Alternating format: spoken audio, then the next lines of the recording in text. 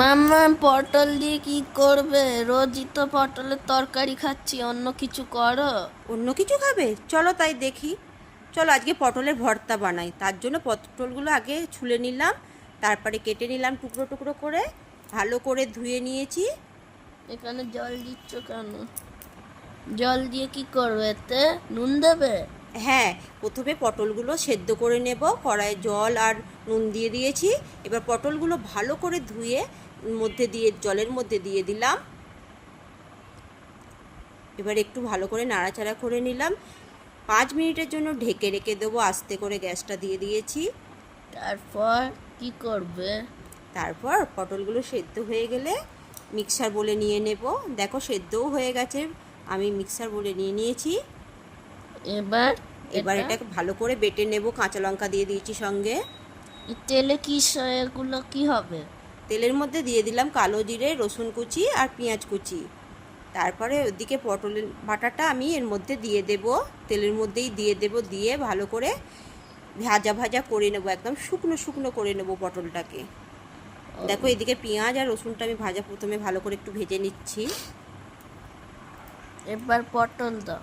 হ্যাঁ, এবারে পটলের পেস্টটা দিয়ে দিচ্ছি।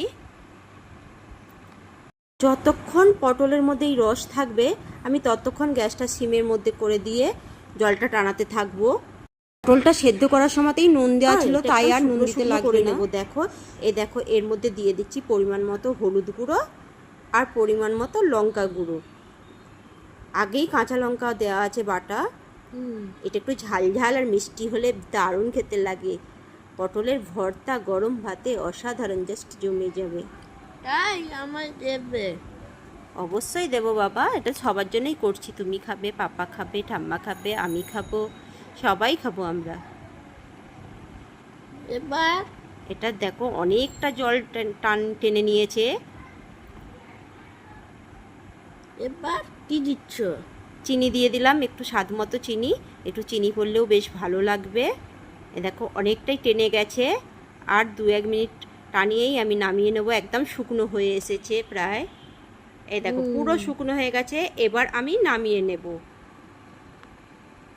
বাহ মাম্মা, খুব সুন্দর লাগছে, আমাকে দাও একটু খাই।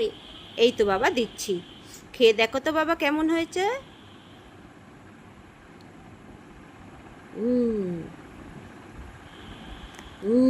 বাহ, খুব সুন্দর হয়েছে, খুব সুন্দর, জাস্ট ওয়াও।